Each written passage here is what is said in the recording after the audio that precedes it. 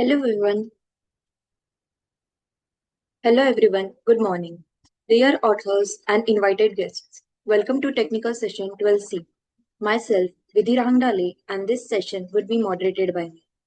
On behalf of Global Knowledge Research Foundation and GR Scholastic, it is my great pleasure to welcome you to the 11th International Congress on Information and Communication Technology, that is ICICT 2026, London, UK. The 11th edition of the conference is being organized in a hybrid mode. The physical event was held previously in London, UK, and the virtual event is being held through Zoom from 25th to 27th February 2026. I hope you will enjoy the knowledgeable and interactive sessions throughout the day. In this session, we will have 6 presentations. Each presenter will be given 12 minutes for the presentations and 3 minutes for question and answers. On 10 minutes, I will raise a gentle reminder. There is another request to all the participants that you all stay connected with us till the closing remarks. If you have any query or updates, then you can write it to me in the chat box. Just before we start the session, I would like to introduce you all to the session for this conference. We have with us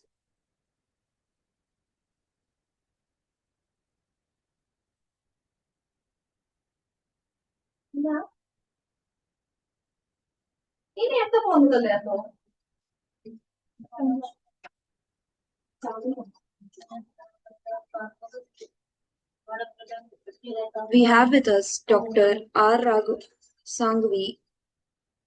Dr. Mahesh Sangvi is a professor and joint director at SNGB's Late Sau Kandabai Bhavarlaji Jain College of Engineering, Chandwad, Maharashtra. With over 21 years of academic experience, he has played a significant role in academic leadership, teaching, and research development.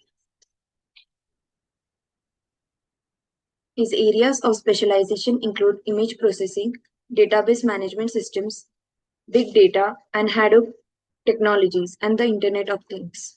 Welcome to the session, sir. Would you like to address the participants? Hello everyone, very good evening. Wish you all the best. Eager to hear you all.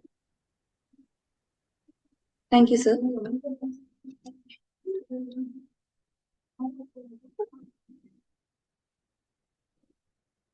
We also have with us as second member of the chair, Dr. Nicole Van Elmasri. Dr. Nicole Van Elmasri is a lecturer at Prince Muhammad bin Fahd University in Khobar, Saudi Arabia. Her research interests include academic integrity, the integration of artificial intelligence in education, higher education pedagogy, and professional development. She is actively engaged in teaching and research that supports ethical, innovative, and effective educational practices. Welcome to the session, ma'am. Would you like to address the participants? Yes, hello everyone. There's a lot of really interesting topics today, and I can't wait to hear from all of you. We will move on to the presentations.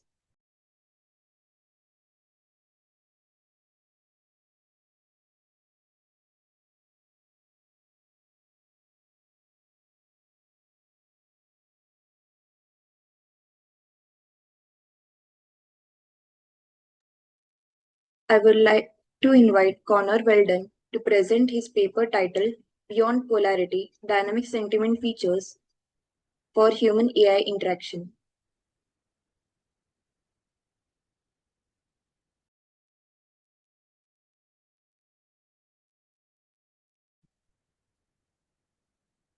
No.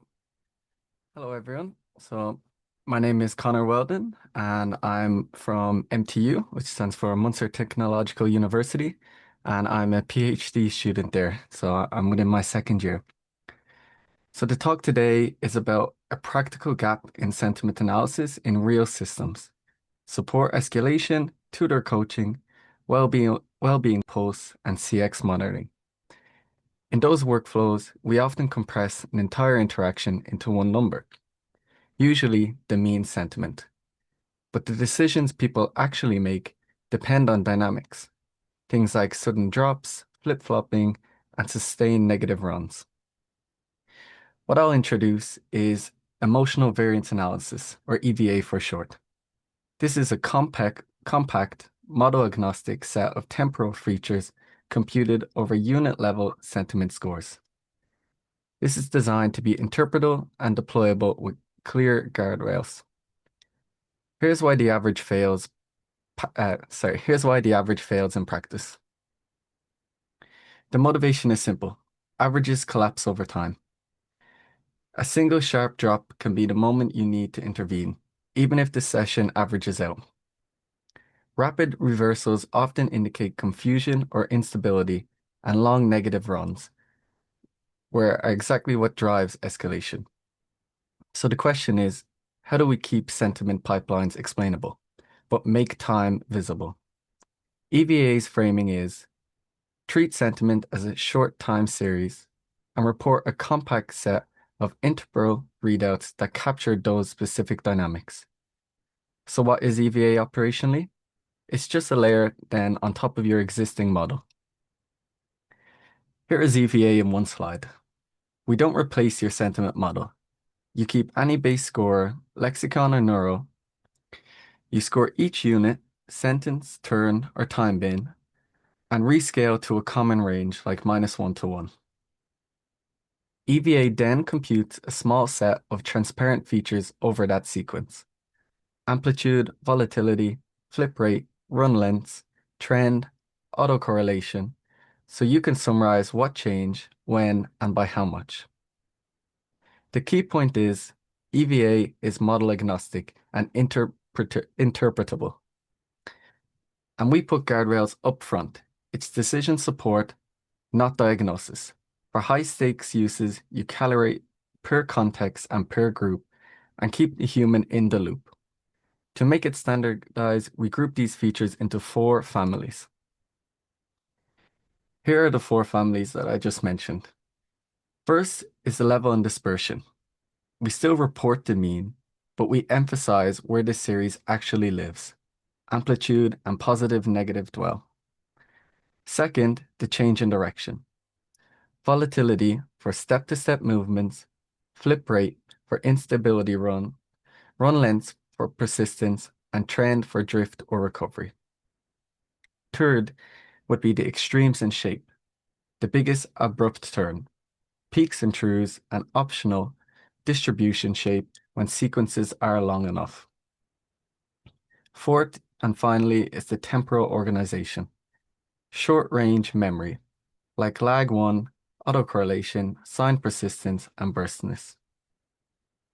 The goal is a small, consistent vocabulary that non-machine learning stakeholders can use without reading the whole timeline. Now I'll show the key intuition visually. Same mean, totally different behavior. This is the worked example timeline from the paper. Live, I point to 5 things. The peak to true swing, which is the amplitude, the largest abrupt turn, the largest step, and how often the sign flips, which would be the flip rate, and whether there's a sustained negative run, and whether the session is drifting or recovering, trend and short-term memory. Even before numbers, you can see the story. Where the average would hide, EVA just standardized that visual intuition into a compact table so you can compare sessions consistently. And here's the EVA readout for this exact sequence. Here, as mentioned, is the computed EVA readout for that same 12-step example on the previous page. The mean is about 0.025, basically neutral. So if you stop there, you'd miss the entire story. And this is exactly what we're trying to emphasize. But amplitude is 1.1, which is a large swing. Flip rate itself is about 0.36, so roughly 1 in 3 transitions changes signs. There's also a max negative run of 3 and a large 1-step swing of 0.7, which flags an abrupt shift. This is the core pitch. EVA lets you summarize dynamics in plain English. What changed, when, and how strongly without traveling through the full sequence. Once we can measure dynamics, the next question is, how do we turn them into safe, auditable actions? When you have your readout done for the EVA, you can attach simple, auditable playbooks, basically when and then, rules that you can test and tune. For escalation, you alert on sustained negative runs or large amplitude with negative polarity and route to a human. EVA is the trigger. The human makes the decision. For tutoring, repeated negative flips or rising negativity can signal confusion. So you insert a lightweight intervention, acknowledge, slow down, or offer an alternative explanation. For well-being, only in opt-in, low-stakes settings, you watch for downward drift plus high negative dwell and offer a non-punitive resource prompt. And for machine learning teams, EVA is great for A/B and regression testing. You can catch effect regressions that mean the sentiment would never show. Now, the obvious question is, how do we make this reproducible and defensible? This is the slide I use to make sure I don't trip myself up. So if someone asks, what exactly did you do? This would be my answer. At minimum, you would report the base model, the name and version, and any calibration, the segmentation unit, pre-processing, smoothing choices, and the EVA configuration. Windows and thresholds, and always the sequence length of T. Then you call out common pitfalls. Short or noisy units can create fake flip rates, unit length mismatch, distorts volatility, and base model domain shift, or drift propagates into EVA. If you report these consistently, EVA stays reproducible and audit-friendly. And reproducible doesn't mean safe by default, so here are the guardrails for that. EVA is a transparent, but transparency isn't a license for inference. The core guardrail is EVA summarizes expressed dynamics in text. It is not a diagnosis of internal mental state. From there, privacy by design, minimize data, purpose limit, short retention, and opt-out where appropriate. And accountability. Evaluate the base model and EVA per group, calibrate thresholds per context, keep humans in the loop for high-impact actions, and make the system contestable with logs and explanations. To make peer group evaluation concrete, we link it to a dataset governance tool. This is the data diversity wheel, a simple way to structure coverage so peer group evaluation is meaningful. It has 3 layers: demographic, cultural, things like language, variety, region, discourse norms, and neurodiversity. But the outer layer is explicitly opt-in, and we discourage inference as this can be sensitive. The point is operational. Set sampling and annotation targets across intersection and report EVA and base model behavior per slice. That's how you avoid hidden coverage gaps that turn into systematic bias alerts rates or misclassification harms. And if a sensitive attribute isn't consented/available, it's treated as a missingness. We report uncertainty rather than guessing. And finally, limitations, what EVA can't do and what we do next. I always mention limitations within my work, as I find that nothing as of yet is perfect. So first, EVA inherits the base model. If the score is biased or drifts under domain shift, EVA won't magically fix that. Second, segmentation matters. Very short or noisy units can inflate flips and volatility. Third, short sequences make higher order stats unstable, so you always report T and keep the feature set minimal when needed. Next steps are practical. Dynamic benchmarks with temporal labels, EVA sought objectives that reward temporal coherence, robustness testing with confidence intervals, and carefully governed multi-model extensions where they genuinely add value. So to close, here's the one-sentence takeaway. Mean sentiment hides the patterns that drive real decisions. EVA standardizes a compact, interpretable set of temporal features over unit-level sentiment. and it plugs into practical playbooks, escalation, tutoring, well-being prompts, and regression testing. And it should be deployed and responsibly. Decision support, not diagnosis, with privacy by design, peer group reporting, collaboration, and human oversight. Thank you all for your time, and I'm more than happy to answer any questions.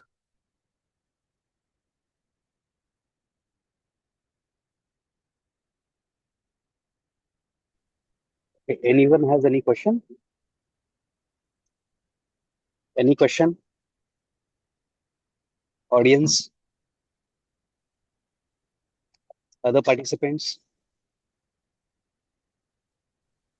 Am I audible? Yeah, Yes. Yeah, we can hear. Okay, I so I have a have quick one. question. Sorry. Yeah, yeah, yeah. please. Okay. Please. How does the EVA model handle sarcasm or cultural nuances compared to a traditional model? So the way EVA handles it is it doesn't look at just the sentence as a whole. It looks as a sequence of the conversation over time. Now, depending on what that conversation is, that sequence of length could change.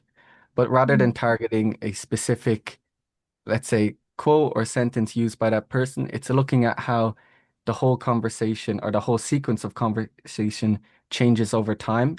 So it's not guessing the emotion, but it's depicting the emotional variance over time within that conversation, if that makes sense. Yeah, it's very interesting. Thank you so much. Thank you. Really good work that you have done. I have one question only. In Yeah, real world human, hello? Yeah, yeah, in I real can hear world you. human AI system, such as chatbots, or there are so many conversational agents. How does you can incorporate this dynamic sentiment features which will improve system adaptability as well as user satisfaction or trust compared to the static one? Uh, just to make sure I got that right, were you saying how would integrating this into these chatbot systems and LMMs differ from what's currently happening? Yeah, Yeah. So at times, and I'm sure you've all at this stage used a chatbot or an LLM of some sort, be it ChatGPT or Google's or even Copilot. At times, I'm sure that even between yourself and your colleagues or your coworkers or friends, you could ask the exact same question, but depending on how it's phrased and who the phrase is coming from, you could get completely different responses. And not only could your responses be different, but in how yourself and your colleagues take the response could also be different. So the point, this is the point of what the dynamic diversity wheel is, which I showed. Let me come back to here. So this is what this part integrates, kind of a three-step model. right, Now this right, is it. right. Good one. Yeah. Any questions?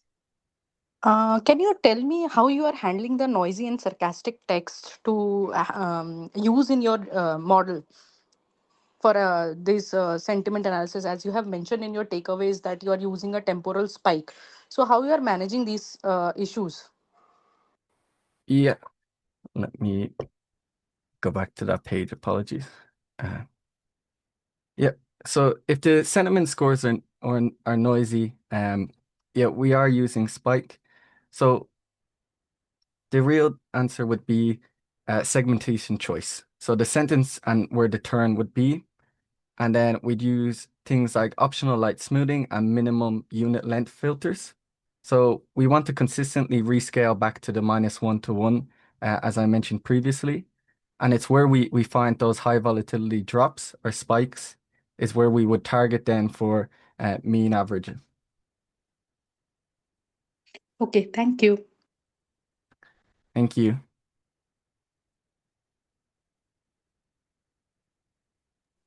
We will now move to the next presenter.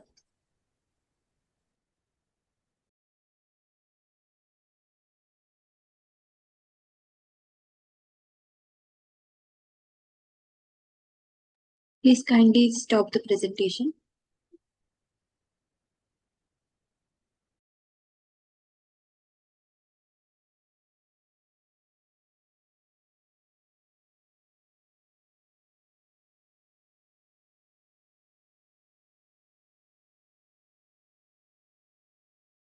We now invite Hukozil Huza to present a paper titled Development and Preliminary Evaluation of a Domain-Specific Large Language Model for Tuberculosis Care in South Africa.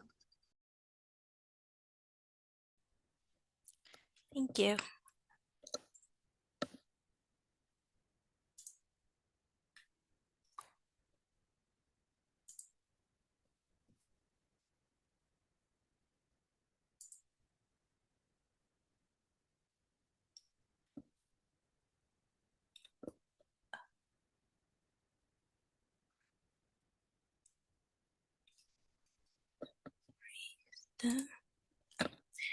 Um, Hi everyone.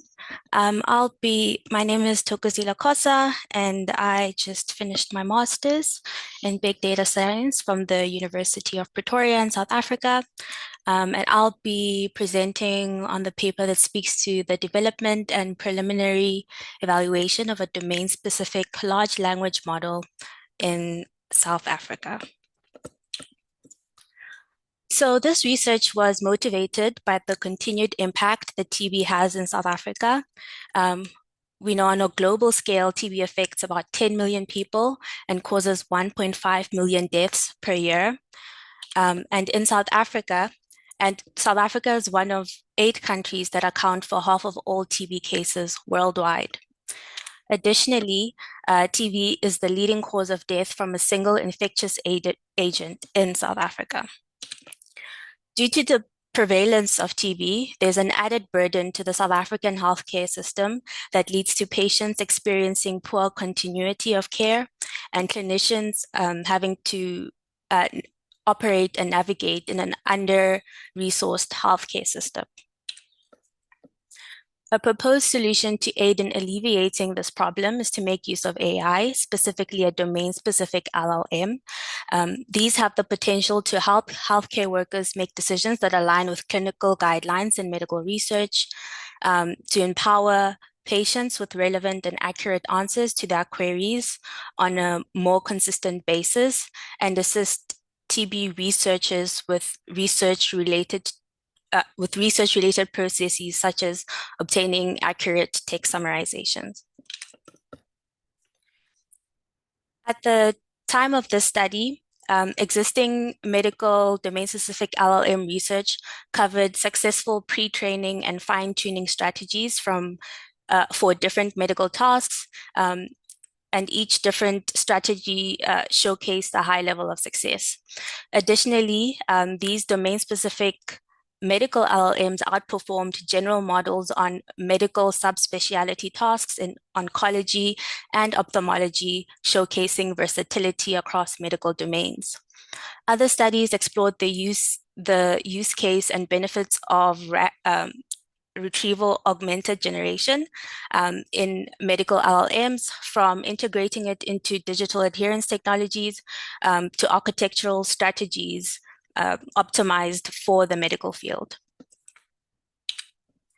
The gap that this study aimed to explore was making use of South African TB data and curating such a data set where it's non-existent. Additionally, it explored combining both fine-tuning and RAG implementation for TB domain alignment, and focused on creating a tool for specific tasks such as TB question answering and research summarization.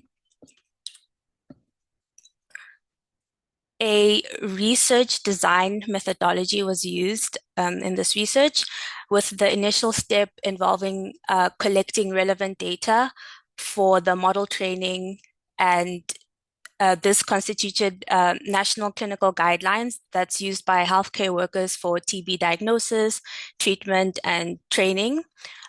Some selected literature and publications focusing on Southern Africa's TB research, and aggregating existing benchmark medical data sets that have been used in other studies for medical LLM training, but obviously filtering that down to TB content. This then formed the basis of the curated dataset that was used in the study.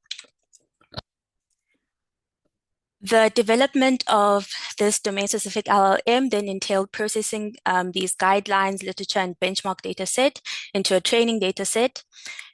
Here, the clinical guidelines and benchmark data was processed for question answering, instruction generation, and summarization tasks, while the literature was processed into a retrieval data set. Thereafter, a well-performing baseline medical LLM was selected for fine-tuning. A fine-tuning strategy was implemented on this LLM, and a custom TB graph rag system was developed. In terms of the fine-tuning, QLoRa was selected for its computational efficiency with minimal performance impact, while RAG was integrated to ensure the model's responses were grounded in clinical guidelines and literature. All these components put together then form the TB specialized model. For the evaluation piece, 4 models were compared: the selected baseline model, the fine-tuned TB model, the graph rag implementation with a general purpose LLM, and the combined full solution of the fine-tuned model with the graph rag implementation. In terms of evaluations, various metrics were used to measure the lexical and semantic alignment of the LLM's generated text in comparison to the reference text. The retrieval relevance was measured for the RAG system, and the overall generated text accuracy and factuality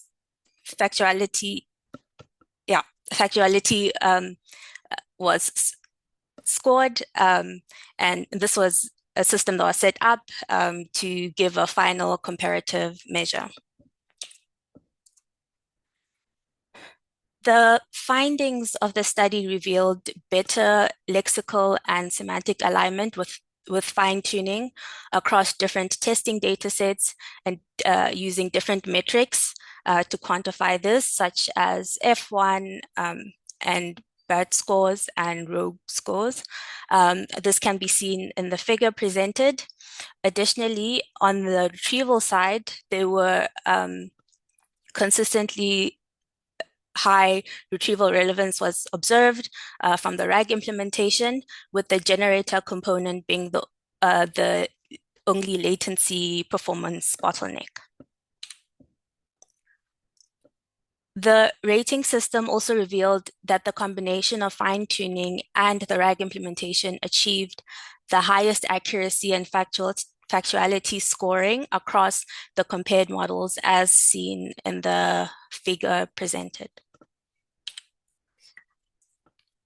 In conclusion, this study managed to develop a custom TB domain-specific LLM using a novel curated dataset, and was able to highlight the performance improvements made with different developmental strategies.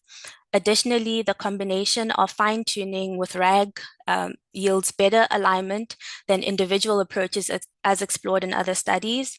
The results show a promising future solution for patient care, clinical decision support, and research assistance. Limitations of the study include computing constraints, lack of clinicians involved in the evaluation of this model, and a limited dataset diversity. Future work will cater for this by including TB domain experts within the research, as well as expanding the dataset used and having clinicians as final evaluators for the generated text as well. It's just a list of my references in the slides, and that's all. Any questions?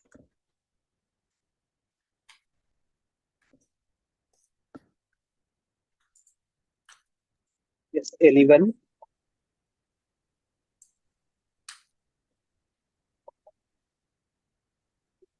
Okay, I have one question. Sure. Suppose we have given this sensitive nature of TB care, how does your model handle clinical accuracy as well as risk mitigation? when we have to provide the patient facing any sort of decision making or decision support information? Sorry, I didn't hear that too clearly. Okay. Um, Am I audible now? yes, a bit. Yeah. Okay. So this sensitive nature of TB care, how does your model handle clinical accuracy and risk mitigation? Oh, yes.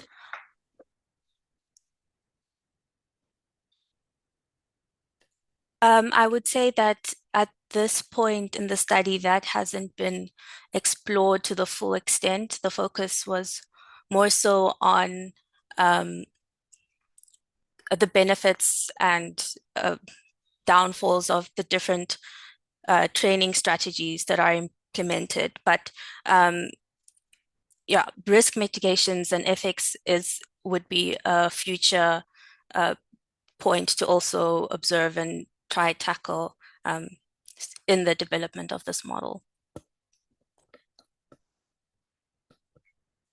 Okay, fine. Fine from my end.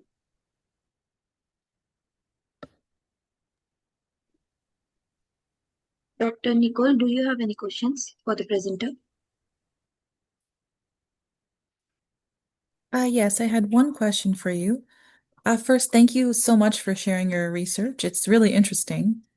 My question is, what were your biggest challenges in ensuring that ensuring the accuracy of that, the LLM's medical accuracy for the South African context?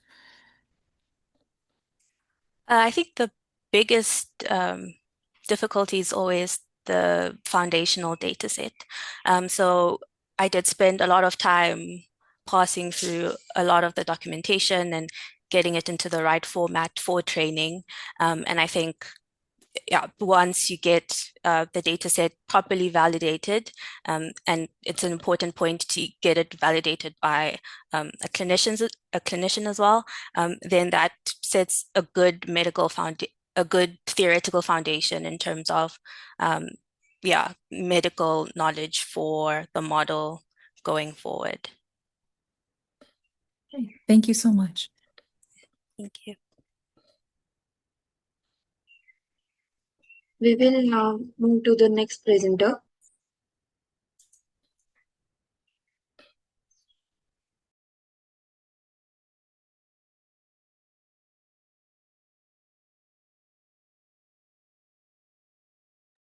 We now invite Namrita Maddali to present her paper titled Move It, Motion Varying Input for Enhanced Temporal Integrity in Next Frame Prediction.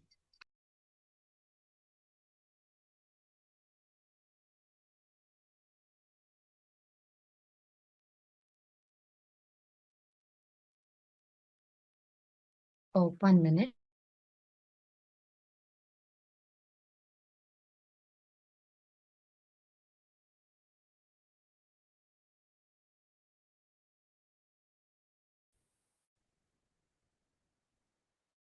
I hope my screen is visible.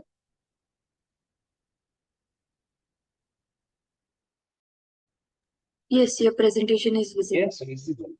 Yes. So, hello everyone.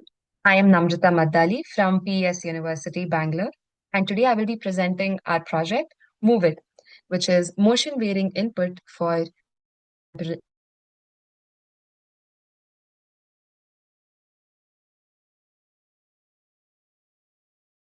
use, which is 10 frames in, 10 frames out, or 4 frames in and 1 frame out, irrespective of the data source and irrespective of the model complexities. Low motion intervals introduce temporal redundancy, leading to overfitting.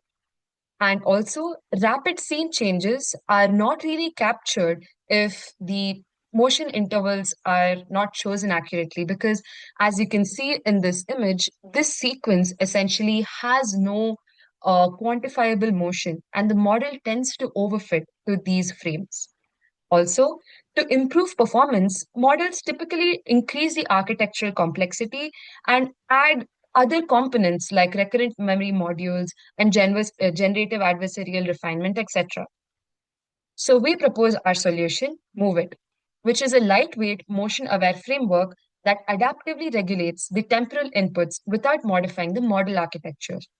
Our main goal is to provide a framework that optimizes the model without having to change the architecture or, say, the data source. And it would prevent the amount of latency that is introduced because of redundant frames and also increased complexities in the architecture. It acts as a plug and play module which operates entirely at the data processing level. It requires zero architectural changes, as I just mentioned, and it is compatible with various backbones like Conval STM, UNet, CycleGAN, and PrecNet. Our entire framework has three stages. The first stage is the data processing stage. Our goal is to remove the temporarily redundant sequences before the training begins.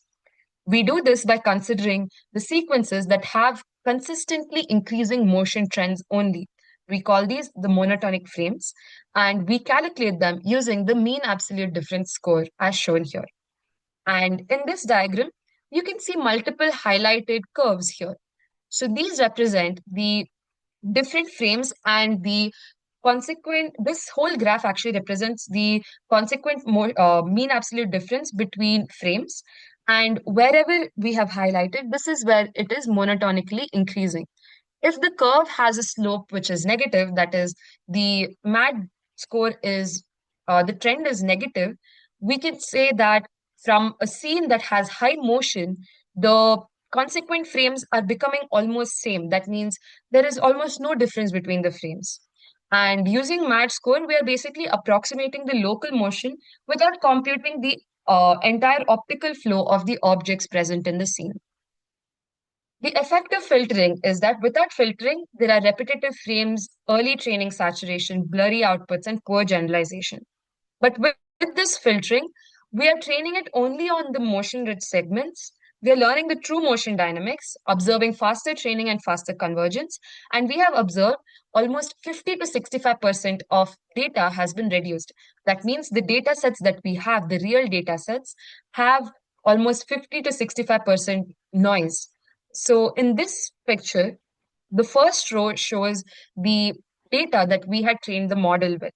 So you can see that the frames have little to no motion visible in them, and the generated output is almost perfect. But when exposed to a sequence that was not observed during the training, the model started producing uh, catastrophic artifacts. So this is why we need to have a framework that provides the data which has motion-rich segments in it. The next stage is the training, where we optimize models for visual quality and speed. We experimented with four different models, Conval STM, UNet 3D, PrecNet, and CycleGAN, to show that irrespective of the model used, we have observed optimal results. Another thing which we introduced was a hybrid loss function, where we don't rely on pixel averages MSC alone, but we also look into SSIM, which makes sure that the edges and textures are more in sync. And the hardware that we have used is NVIDIA P100 for all the models, and the resolution and framework are given here. The reason for mentioning is that we want to show for the same kinds of environments and the same kind of data, each of the model tends to perform better after including our Move It framework. The third stage is the motion adaptive inferencing, where the framework switches input lengths on the fly based on real-time motion flow. We basically categorize the data into three buckets. One is low motion, where the mean absolute difference between the frames is not very high. So, two frames as an input is sufficient to the model to predict the third frame. The next is mid motion, where three frames as input are sufficient, which is basically used for standard context. And if there is high motion flow or high mean absolute difference observed, we categorize that into high motion, which basically takes four frames as input. And this is necessary for complex interactions and intersections. Coming to the data sets, we have, since we are trying to make a generalized framework, we have also validated it on 3 different types of data sets to show that this is not restricted to the type of data being provided either. So the first data set we have looked into is Virtual Kitty, which is a synthetic photorealistic virtual world which has perfect geometries, but it is very monotonic and it is not diverse with respect to colors. The next one is the Japanese streets, which is a real and structured data set which has organized urban environments with clear lighting, clear lane demarcations, etc. The third is the Indian driving data set, which is a real and unstructured data set, which has quite chaotic and unconstrained scenarios. And it also features unpredictable motion from many agents like two-wheeler vehicles, pedestrians, animals, etc. So, coming to the way our models work after doing the data processing stage. Coming to first the Japanese streets, we can see that for given two inputs, since the Japanese streets have smooth motion, they come under the low motion bucket, and 2 frames as input is sufficient. So, given 2 inputs, the model is accurately predicting what the next frame would look like.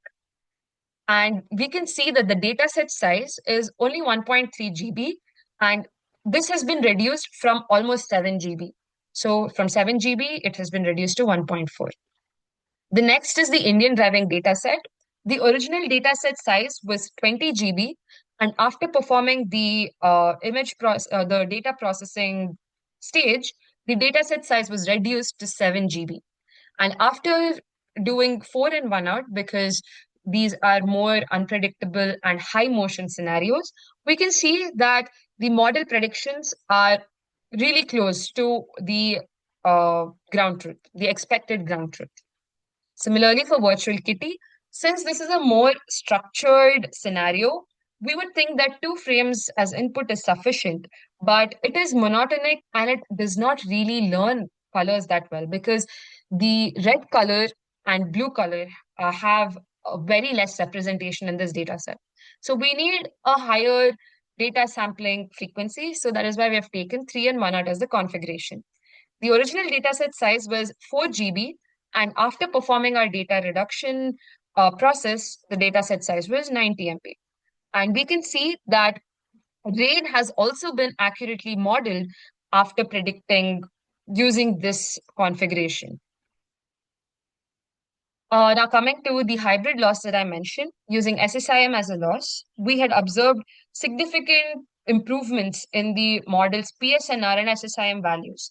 So, PSNR is the peak signal to noise ratio, which looks at the error or noise between the two compared images, and SSIM looks more at the edges and textures, and it's a more reliable metric. Now, we can see that in driving scenarios, reconstruction is very crucial, and we need to get the edges, structure, and texture right.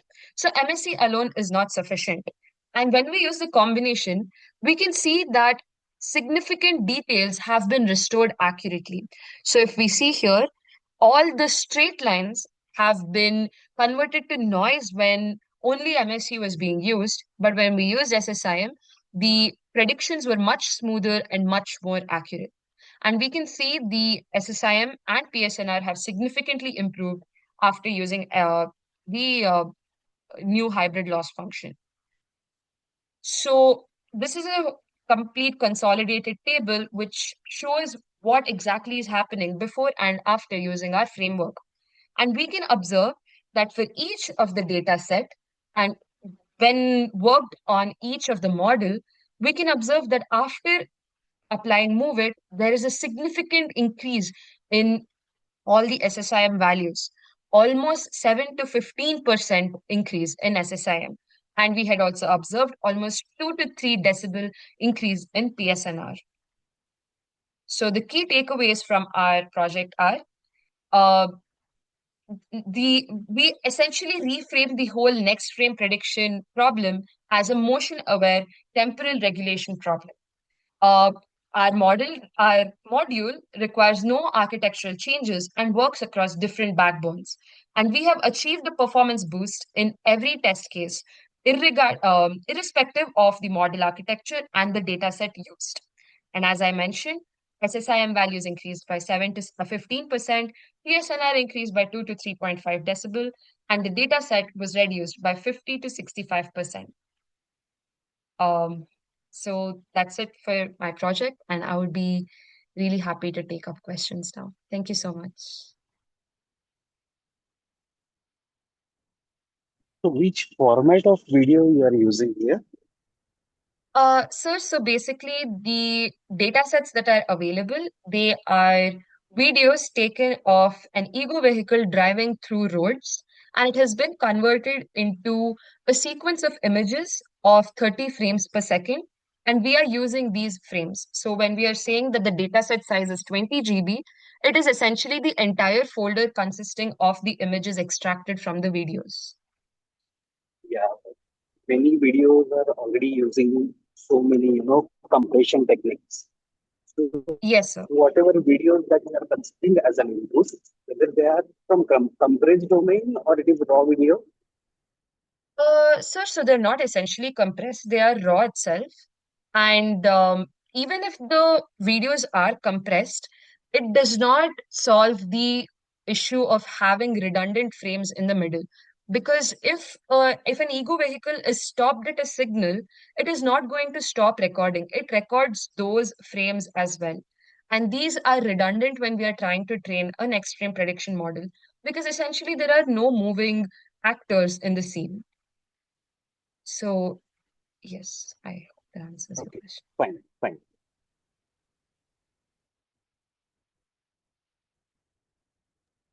Do we have any questions for the presenter? Mama, I have one question. How you are handling the eliminating situation, uh, variance of lightning conditions?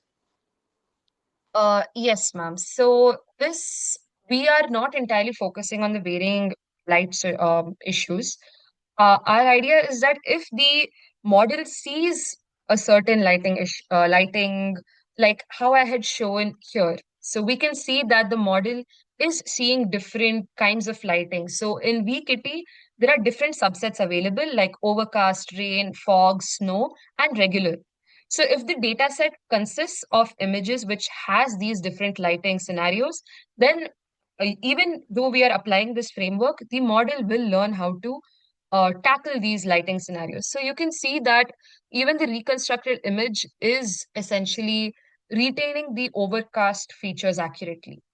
And here also the overcast features, even though sunlight is still more or less available, it's not lost.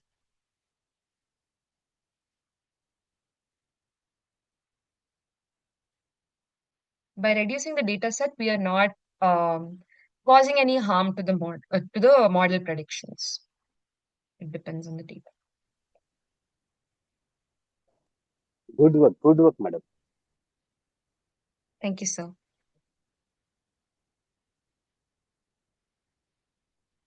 I have a quick question. Yes, ma'am. Is there an impact on processing speed? Yes, ma'am. There is a very high impact actually. So since the data set size has been reduced from almost 50 to 65%, the train time reduced by almost 4 to 5 hours for cycle GAN, and for Conval STM with the entire data set, it was taking almost 70 hours. And once we performed this data reduction, it was reduced to just 24 hours, 20 to 30 hours, 24 to 30 hours. So training time reduced by more than half. Oh, that's great. So this is That's a really very good. optimal approach. Yeah. Mhm. Thank you so much. Thank you so much.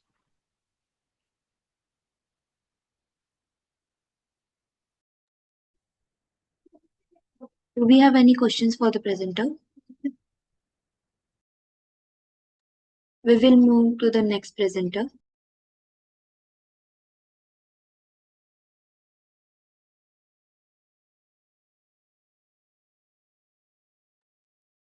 We invite Sanjay Bold to present his paper titled Studying Anxiety in the Workplace of Generation Y and Z through Brain Size Method.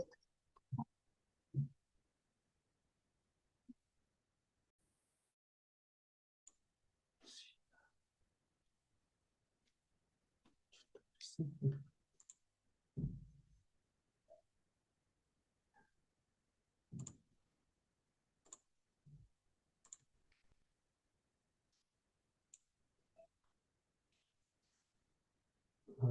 you see my screen?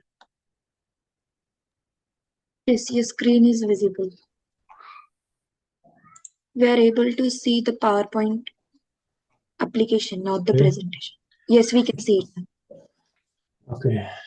Good morning, Thank you. everyone. My name is Sanjay, University of the Humanities. It is my pleasure today to present talking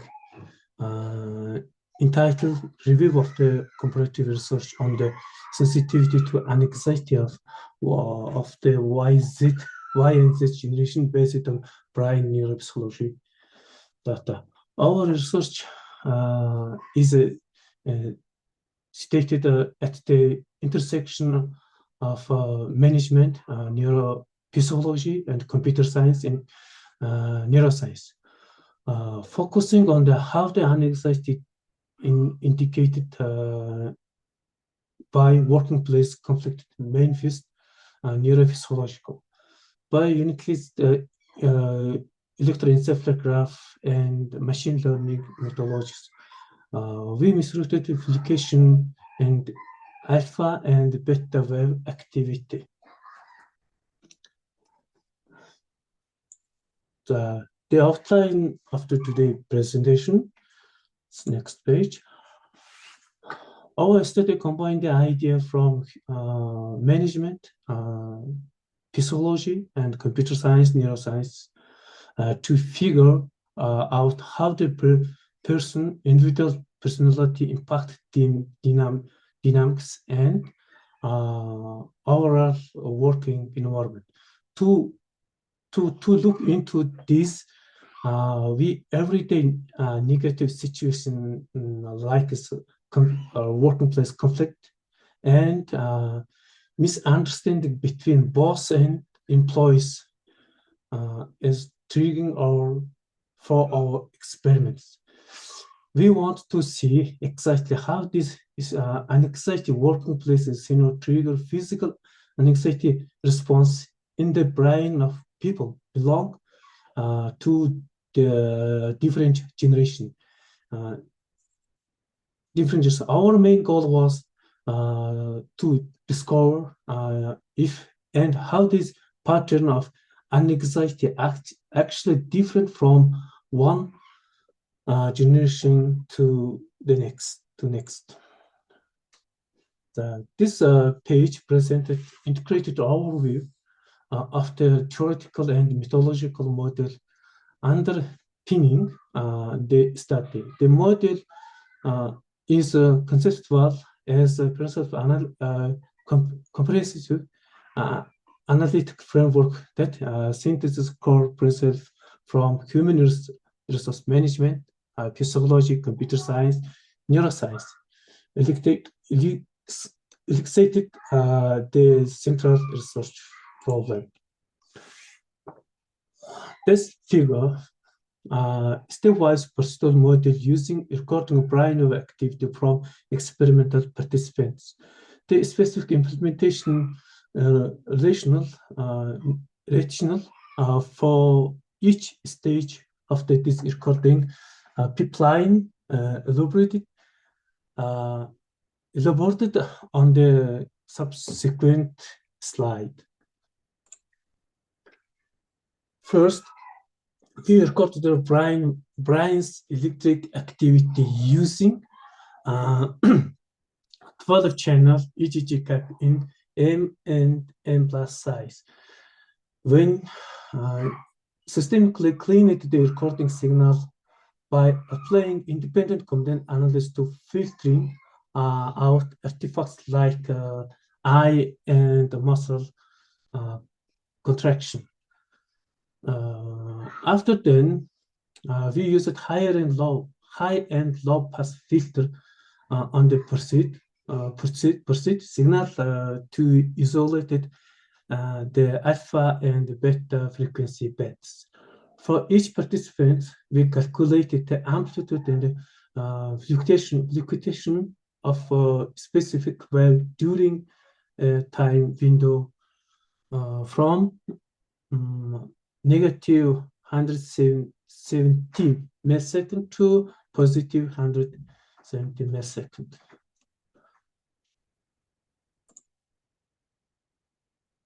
Now is EGG processing. The first step, raw data, raw EGG recording. Using negative working place scenario as trigger, we continuously monitor and recorded the participant electrical brain activity from the moment the stimulus was present collecting. It was EGG. It was raw data. Event marking and segmentation. Second step. We're currently checking the start and end time for each epoch. Based on this continuously EGG data into a specific the time segments.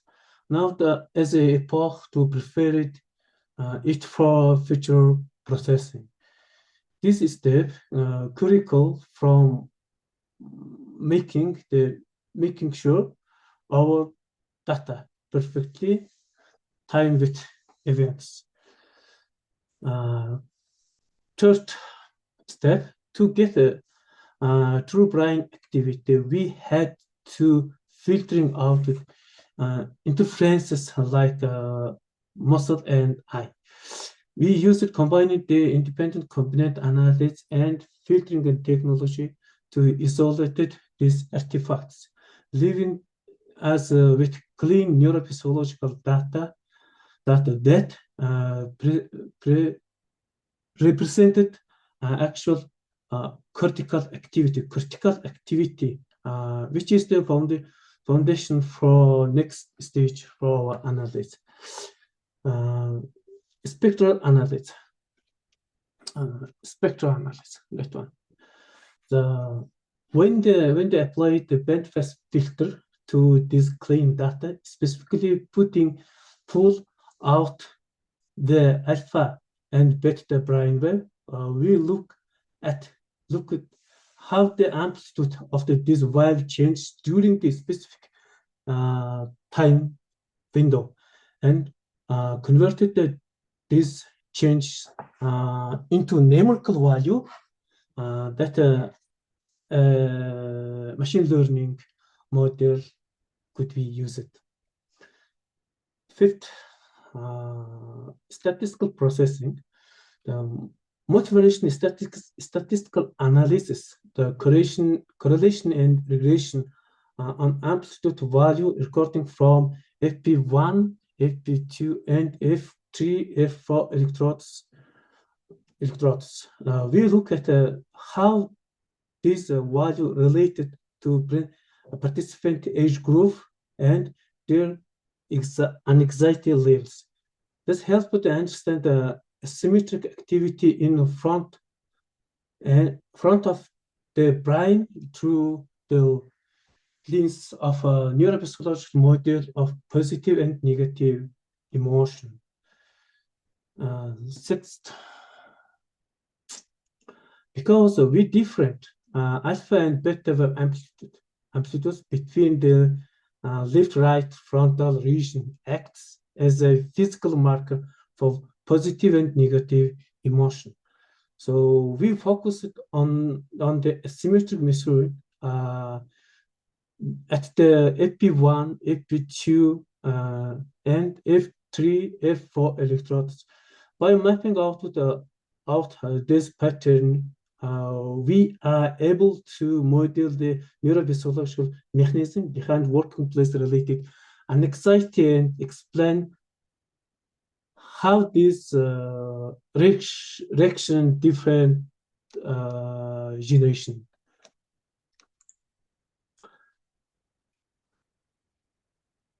So, the brain wave amplification recorded the AP1 electrode are shown during negative 170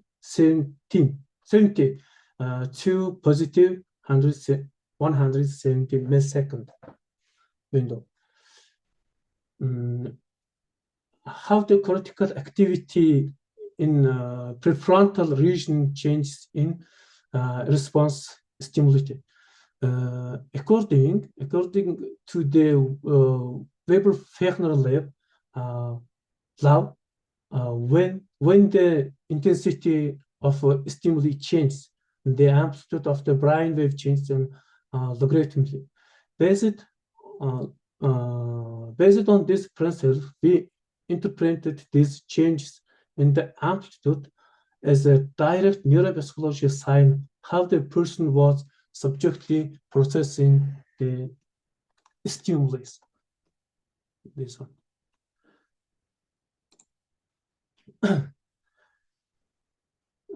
This figure, the spectral analysis result for first group of participants, those born between 1918 and 1995. We labeled the different type of working place conflicts the experiment as experiment 1, experiment 1, 2, 3, 4, 5, 6. The image basically showing how the amplitude of their anxiety-related brainwave change the moment they are exposed to those anxiety triggers.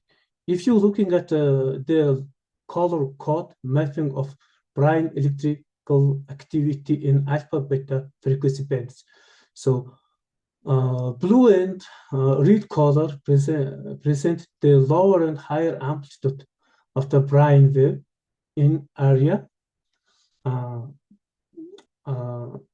tilt of the wire process in the anxiety. Second group in our experiment, participant born between 1990 to 2000. When we compared their spectral analysis maps to the older group, we saw that this younger group had a much stronger and more widespread brain response working place and stress. This graph signed to back our spectral analysis result with solid statistics. It provides numerical proof that the stressful triggers directly alerted the participant brain activity, officially putting them into state of anxiety. While the previous spectral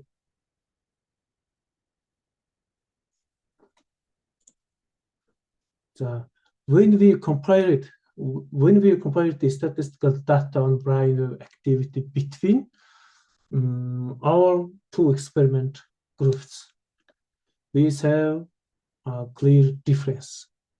So it's Y and Z generation. And the participant born between 1990 and show much higher than more widespread EEG response to working place stress compared to the all through 1980 group. We can explain the pattern using theory of the generation, because this younger generation grew up in a completely different historical environment. They are much more sensitivity to the exact some triggers. When faced with situation that cause anxiety, their brains react with a much stronger electrical wave response.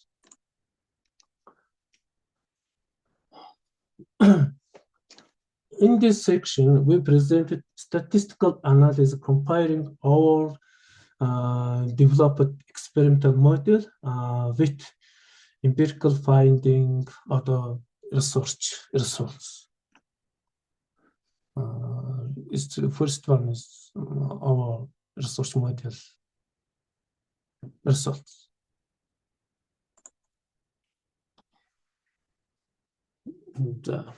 By using the working place and misunderstanding as experimental stimuli recording participants, electroencephalography activity and processing those data with independent component analysis and machine learning algorithm. The research established a repeat procedure Cronbach alpha 0826 for objectively assigned individual personality traits and physiological response at the neurophysiological level. Thank you so much. Thank you for attention. I request the session chair to ask questions. Yeah, I have one question. Really, in a good way that you have presented. I have one question. You have considered EEG, right? So Yes, there right. are so many other parameters as well, right? So can you please mention parameters can also be that can also be considered for this? So can you repeat question?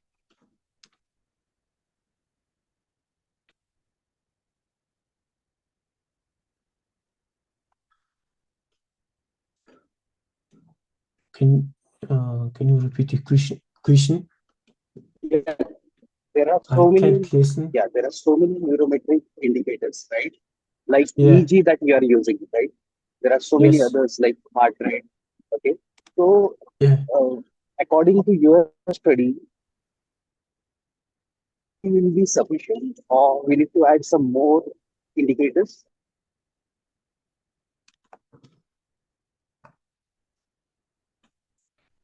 I hope you got the question. So I can't hear your question because your voice not clear.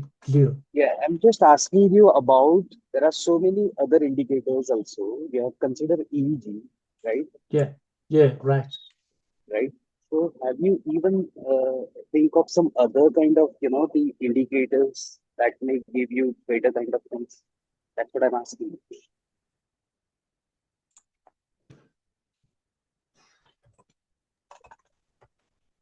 You can check the chat box. Yeah, sandbox.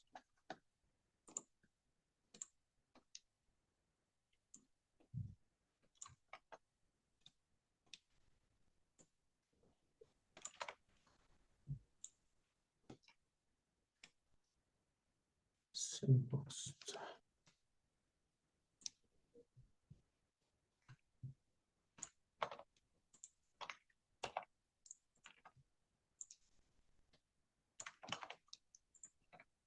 You may answer it. I see. So first, I indicated the HATS test, which I use it to classify anxiety. The first step, classified how anxiety the participants are based on standard medical anxiety. So that is a depression rating scale. In addition, primarily survey was given before the experiment started to collecting general background information.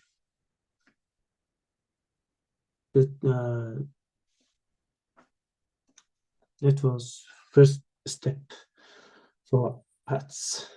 After then, we making the EGG experiment. Okay, over to you.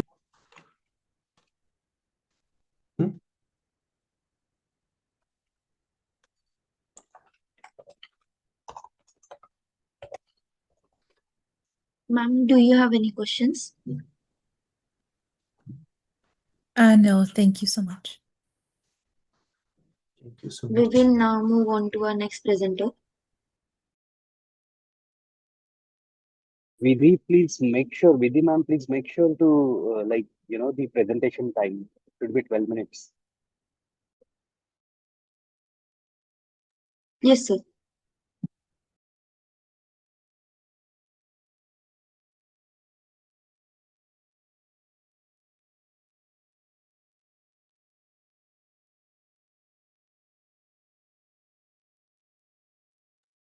We now invite Jane Kristen G. Suarez to present a paper titled Theory to Practice, a bibliometric study of software development life cycle research in BS Information Technology.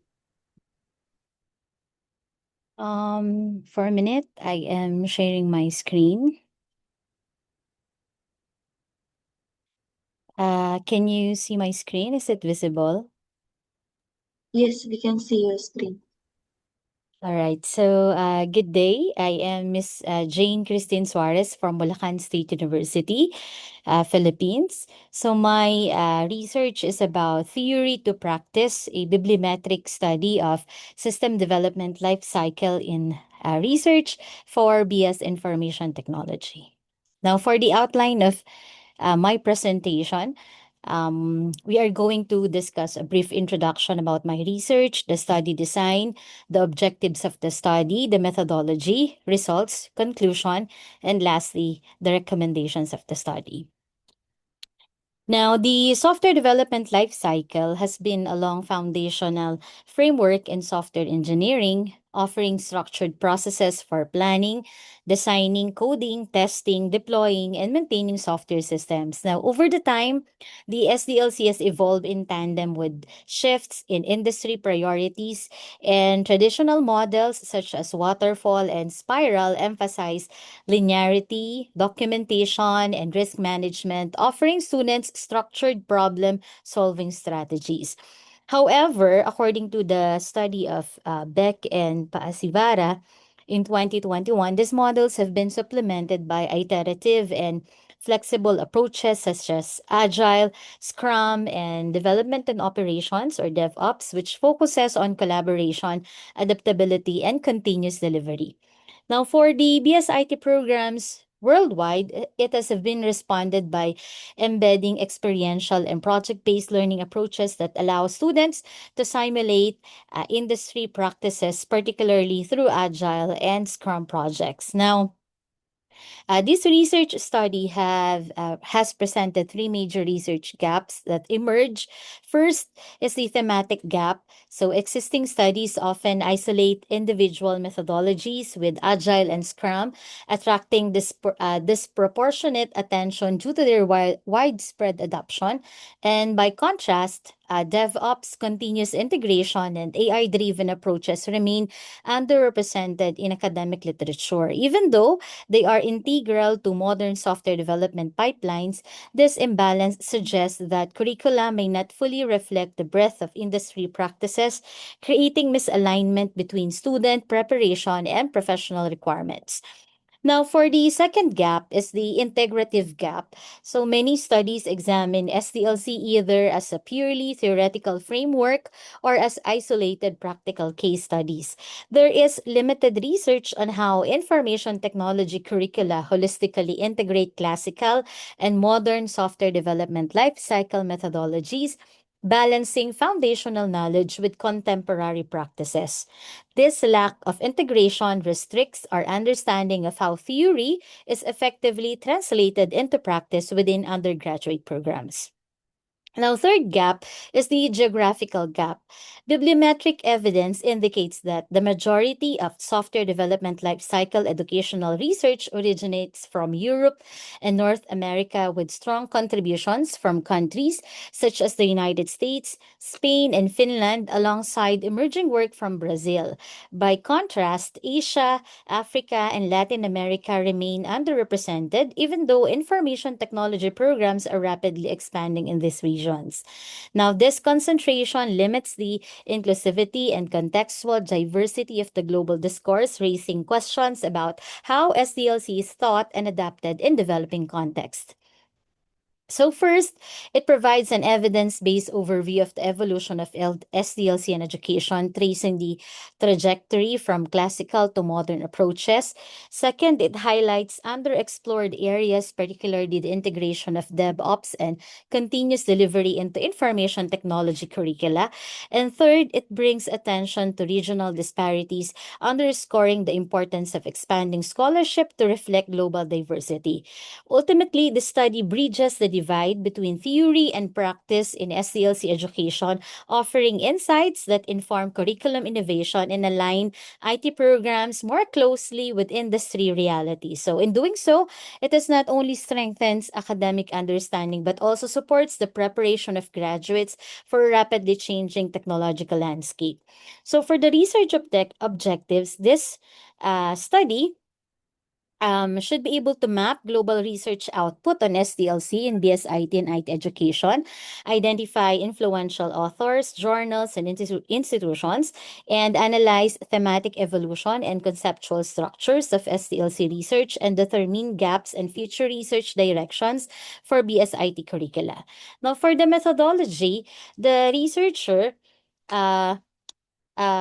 source data from a leading academic database, ensuring coverage of peer-reviewed articles and conference proceedings. So the data was then exported in CSV formats and then processed and analyzed using VOS Viewer, and bibliometrics are packaged via BiblioShiny and bibliometric tools for network visualization, co-citation, and co-occurrence mapping. Now, this study responds to that need by conducting bibliometric analysis of 470 documents, index and Scopus from 1984 to 2024, focusing on the integration of SDLC into IT education. So, upon data search and extraction, so the data search was conducted last September 8, 2025, using Boolean operators and truncation symbols to maximize retrieval. So the query was designed around two categories. So the term related to SDLC and its methodologies, and terms related to education, curricula, and IT programs. These categories were combined using the Boolean operator AND to ensure that only studies linking to SDLC to educational context were retrieved. Now, only documents written in English and indexed in Scopus as journal articles, conference papers, reviews, or book chapters were included, and studies were retained if they explicitly address the integration of SDLC, Agile, Scrum, DevOps, or related methodologies in the context of information technology education. BSIT curricula or software engineering pedagogy excluded from the dataset were technical or industrial studies unrelated to education, as well as editorial, notes, books, reviews, and other non-scholarly outputs. So the initial search retrieved a total of 470 documents, which served as a dataset for analysis. And then the next step is to visualize the conceptual and social structure of the research domain, the co-citation analysis, co-authorship analysis, and keyword co-occurrence analysis were performed using VOS Viewer. So using the VOS Viewer, elicit, size space, and the bibliometrics are packaged. The co-authorship networks are generated at the author, institutions, and country levels to analyze patterns of research collaboration. Now, these tools allowed the identification of cluster, key themes, and temporal trends. So the bibliometric techniques used in the study is the performance analysis, such as the publication growth and citations, the co-authorship analysis, which is the authors and institutions, keyword or co-occurrence analysis for future trends, and co-citation analysis to identify thematic clusters. Now, to ensure the reliability and validity of the bibliometric analysis, a systematic data pre-processing and cleaning procedure was implemented, guided by Prisma. And this approach enhanced the transparency and reproducibility of the study's methodology, particularly in the selection and refinement of bibliographic records. As a result of this bibliometric analysis, as shown in Figure 1, we have the number of publications by year from the Scopus database. So Figure 1 shows very low output in 1980s and 1990s and a modest growth in the early 2000s and an accelerating trend beginning around 2012 to 2014. A marked inflection occurs after 2016 with a steep rise and pronounced peaks around 2020 to 2023. Now, this recent surge indicates growing scholarly interest in SDLC-related topics in education and coinciding with wider adoption of Agile and DevOps practices in industry and stronger emphasis on practice-based learning in IT curricula. So the pattern suggests two phases in the field, an incubation establishment phase from 1984 to 2011 and an expansion disciplinary consolidation phase in the year 2012 to 2024. Now, for the most relevant authors, as you can see in table number 1, so it identifies several prolific contributors, and we have here the citation and co-authorship patterns as visualized in co-citation maps, which shows that these authors occupy central positions within fields of intellectual network, often publishing in conferences venues that emphasize applied teaching practices. So as you can see in figure number 2 for country scientific publication, so this figure shows strong representation from Europe and North America, with the United States, Spain, and Finland among the top producing countries, and South American contributions, notably in Brazil, are present but less dominant. So as you can see in figure 2 about most relevant affiliations, so the distribution of productive affiliation reveals that universities in Europe and North America appear frequently among the most relevant institutions, reflecting the regional concentration noted in the literature review. And this geographic pattern highlights an unrepresentation of Asia, Africa, and parts of Latin America relative to their growing BSIT enrollments, a point that emerged repeatedly as a research gap. Now, for table 3, which is the most relevant sources. So table 3 demonstrates that conference proceedings dominate the field. Top outlets include the following journals and their frequencies. So the prominence of conference venues indicates a strong field strongly oriented toward timely practice-oriented dissemination. Educators and practitioner researchers favor conferences for sharing curricular innovations and teaching experiments, while conferences accelerate exchange. The preponderance of conference outputs also suggests potential fragmentation and fewer sustained journal-level syntheses. Now, as you can see in figure 3.8, which is the co-occurrence analysis, so the color progression further highlights a chronological trend. Early SDLC studies, which you can see in color blue, emphasize structured software processes, mid-phase research, green centered on curriculum development and student engagement and research, recent works, while yellow, foreground experiential learning, agile adoption, and continuous improvement.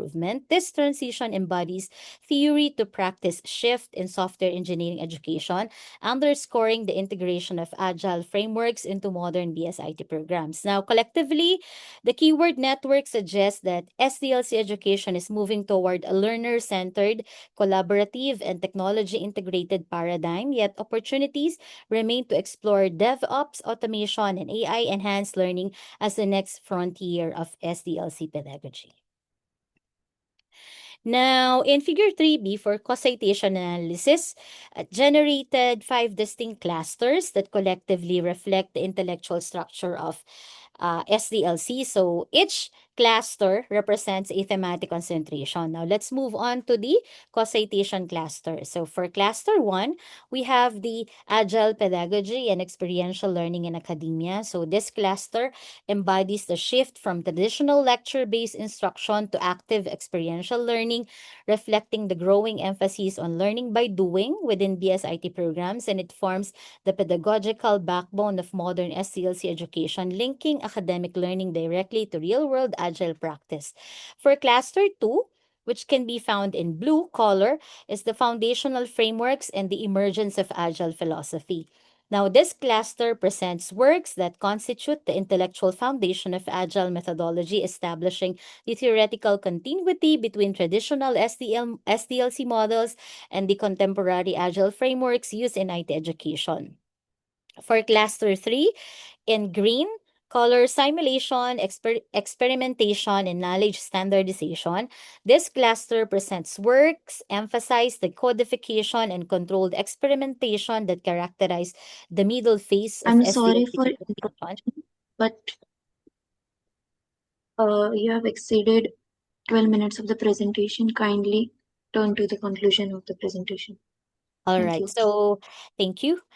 For the conclusion, So in conclusion, this study offers important insights into how STLC research has shaped IT education by illuminating the transition from theoretical instruction to practice-oriented pedagogy. And for educators and curriculum developers, the findings emphasize the need to design BSIT programs that integrate structured theoretical foundations with contemporary agile-driven practices. So for the recommendations, future research may focus on empirical validation of hybrid STLC integration in IT education through classroom implementation, studies assessing student learning outcomes, project performance, and employability. And that would be all, and thank you.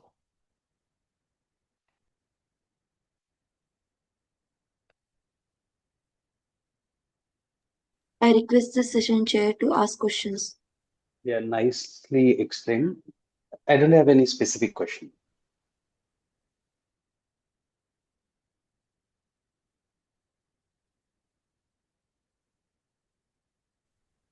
Same, I agree. Very well explained, very interesting. I'm curious to see how universities will adopt this, hopefully in the future. Thank you so much. Thank you.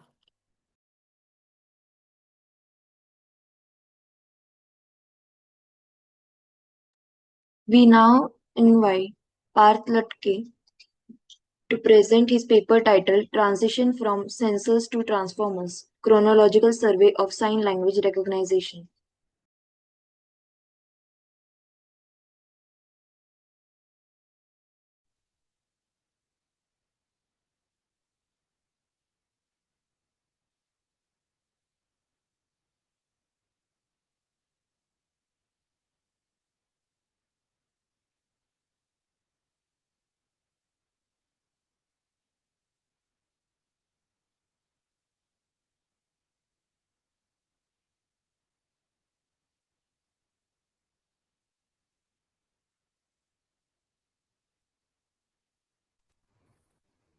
Is the screen visible?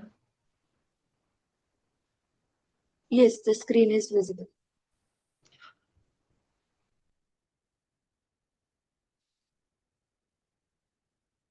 So, respected judges and everyone present here, I am presenting our survey paper titled Transition from Sensors to Transformers, a chronological survey of sign language recognition.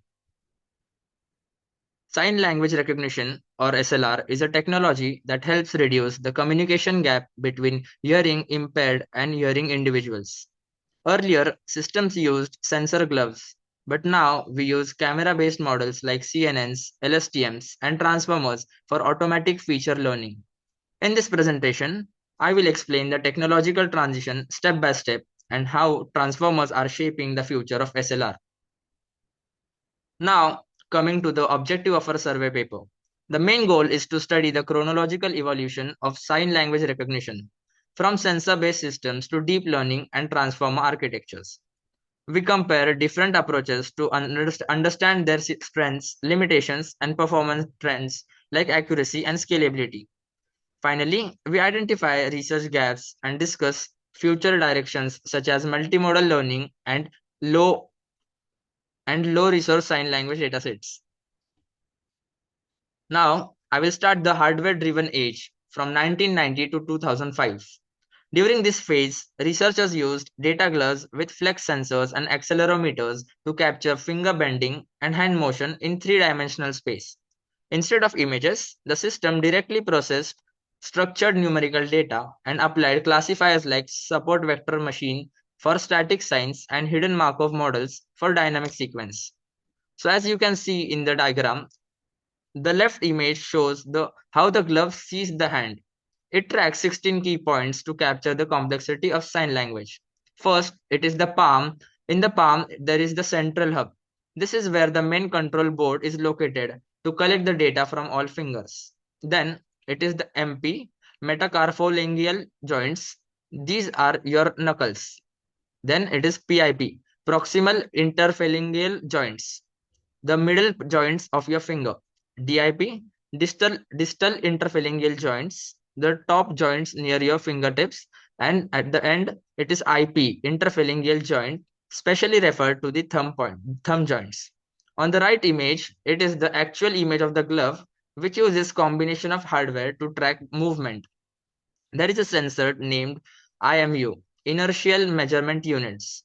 Each of those small green boards contains an IMU like accelerometer and gyroscope. They measure the angle, tilt, and rotation of every finger segment in 3D space.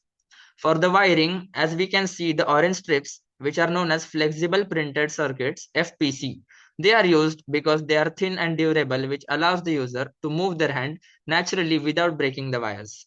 In the center, there is the main control block, which is the green big board. It is the main control board that acts as the brain. It processes the sensor data and sends it wirelessly via Bluetooth to computer or smartphone to show the output. Although these systems achieved high accuracy in controlled environments, they were expensive, intrusive, and could only capture manual features, not facial expressions or body postures. Because of these limitations, the field gradually shifted towards vision-based approaches. Now, moving to the feature engineering age from 2005 to 2015. During this phase, researchers shifted to vision-based systems using cameras instead of sensor gloves. The process followed a two-step pipeline: handcrafted feature extraction using techniques like SIFT, HOG, and optical flow, followed by classifiers such as SVM, KNN, and HMM. First, as you can see in the image, first it is the input. A camera captures the image of a hand gesture. In this time, researchers moved from the sensor gloves to camera-based systems, which made it more practical and easy to use. Next, in the feature extraction, the researchers had to manually design features like edges, hand shape, and movement. The image is processed using convolution and pooling to create feature maps. These feature maps were sent for classification, where algorithms like SVM, HMM, and KNN are used to identify the gestures. Although this made the system more practical and non-intrusive, performance depended heavily on the manually designed features and struggled with scalability and environmental variations. These limitations eventually led to the deep learning revolution, the deep neural network age. In this era, which began around 2015 to 2020 and transformed sign language recognition, researchers replaced handcraft feature extraction with convolutional neural network for automatic spatial feature learning from raw images. To model temporal dynamics, recurrent neural networks, especially LSTMs, were introduced to capture sequential dependencies across video frames. In the diagram, we can see that we have an input image, which is known as raw data, which is a hand gesture captured by camera. Instead of manually designing features, this time we have used convolutional neural network for automatically extracting the features from the image. You can see multiple convolution and pooling layers. These layers automatically learn important features like hand shape, finger position, and edges. Then the data is flattened and passed to the fully connected layer, which classifies the gesture and gives the output as A, B, C, or the letters from A to Z. For modeling continuous gestures, researchers also use RNN and LSTMs to understand the sequence of motion over time. This CNN and LSTM combination significantly improved recognition accuracy. However, it required large datasets and high GPU computation. This era ultimately led to the foundation of transformer-based architectures. Now, I will move to the most advanced phase, the attention-based learning age, started from 2020 to present. This era is based on the self-attention mechanism where transformers analyze the entire input simultaneously and learn global relationships between hand gestures, facial expressions, and body postures. Vision transformers divide images into patches and process them using multi-head self-attention, enabling strong spatial understanding and long-range temporal dependency modeling. In the diagram at the left, it is the scale dot product attention, in which it is the basic building block of the transformer. Here, the model uses operations like matrix multiplication and softmax to calculate how different parts of the input are related. It basically decides which part of the gesture is more important, like finger position or facial expression. In the middle, it is the multi-head attention. In this part, multiple attention units run in parallel. This helps the model focus on different features at the same time. Full transformer architecture. This is the complete model for transformer. Positional encoding helps the system understand the order of the gestures. Then the encoder processes the input video and the decoder generates the output text. Finally, the linear and the softmax layer gives the final predicted word or the sentence given in the input. This makes them highly effective for continuous sign language recognition and sentence level translation.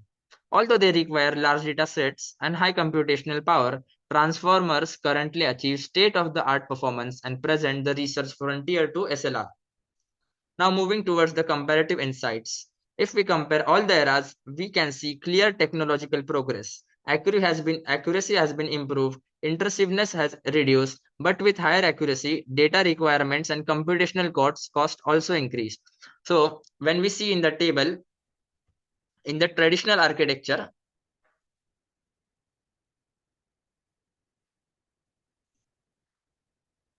where the sensors were used, the accuracy was approximately 82.9%. In the 2D CNN, which was in the machine learning, the accuracy was greater than 99.6%.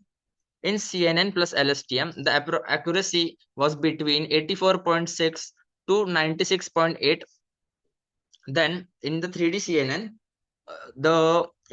CNN, it was calculated to the word error rate. Word error rate, it was 22.1%. If it is if it is lower, it is better.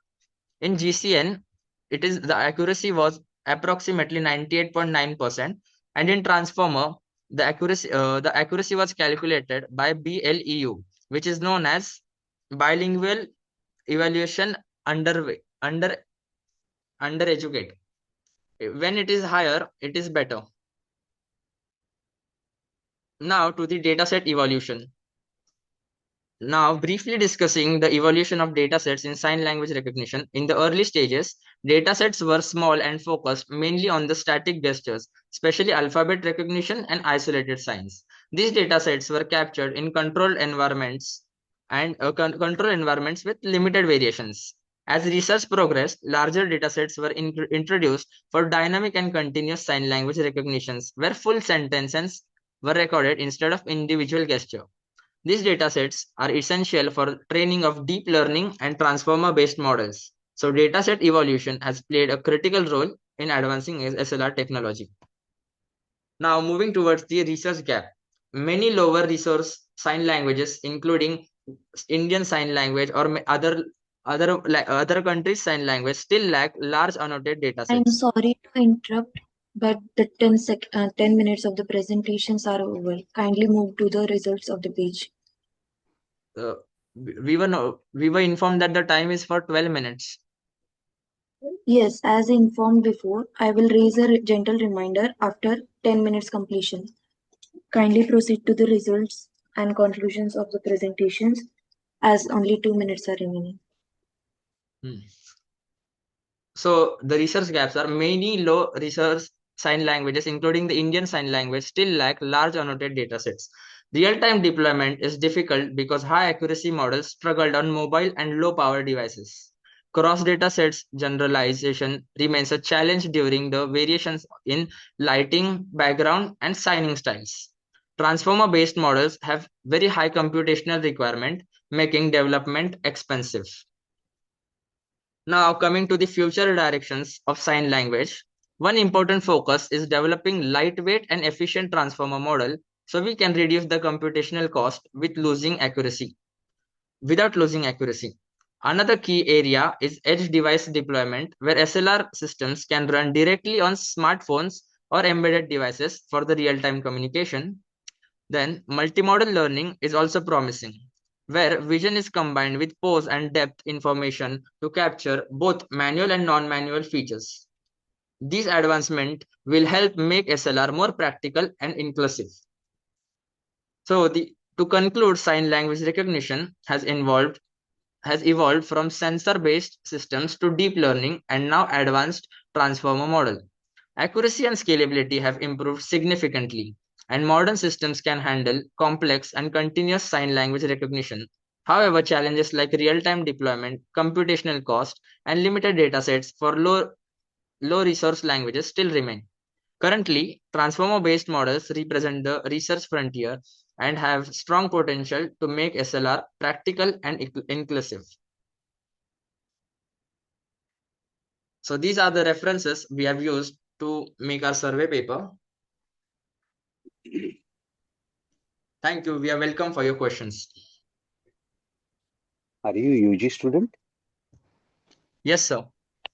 Yes, really good way of presentation. I Thank have you, sir. only one question that is related to technical trade-offs. So in your chronological survey, you have highlighted all shift from the sensor-based. Yeah.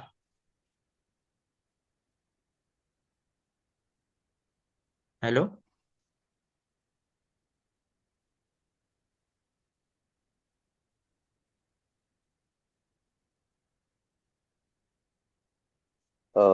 Sensor-based methods.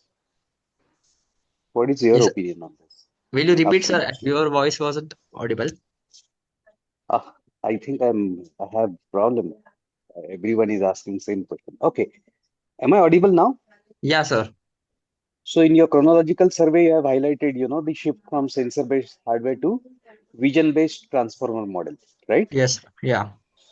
So while this, have you observed, like for example, while transformer offers superior spatial temporal modeling, do they Yeah. currently face limitations in real-time processing latency or computational heaviness when we compare it with the direct sensor-based method? Yes. Thank you Have for the you question, gone through sir. this? Thank you for the Yeah. question. And yes, so that is actually a very important observation. Like transformers provide better spatial and temporal modeling. They are computationally very heavy and require powerful GPUs.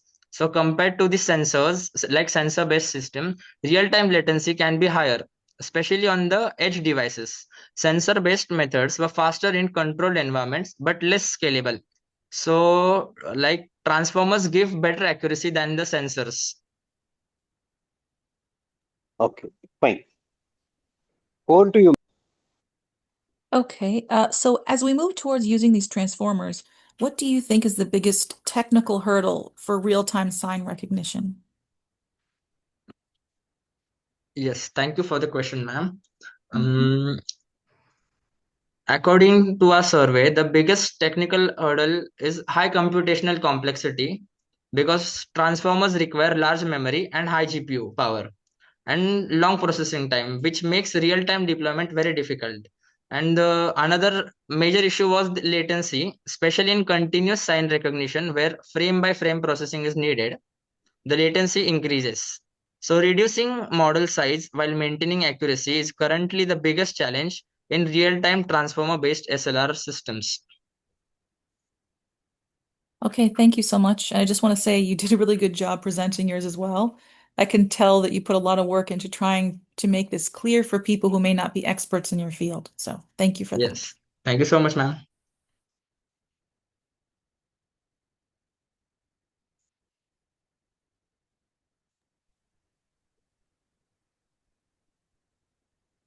I sin- 1 minute.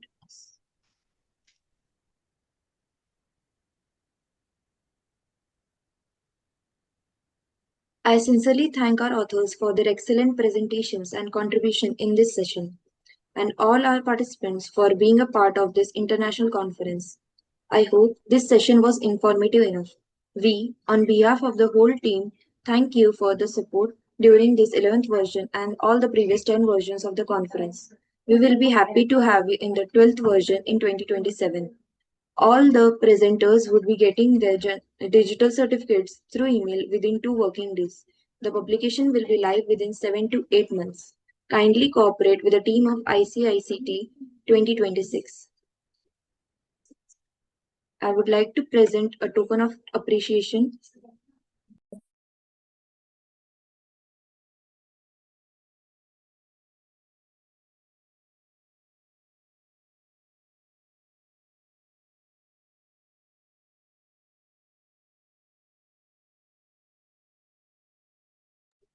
Thank you, ma'am.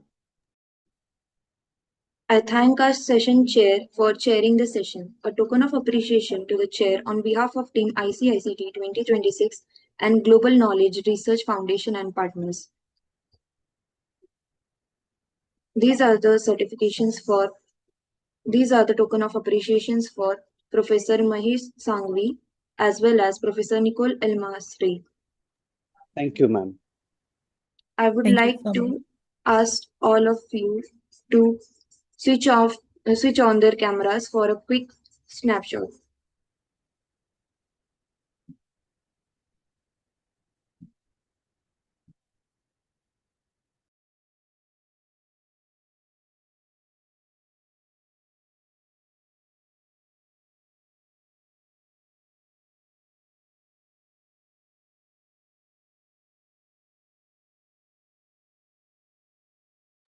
Thank you, everyone. I hope you have a great day ahead.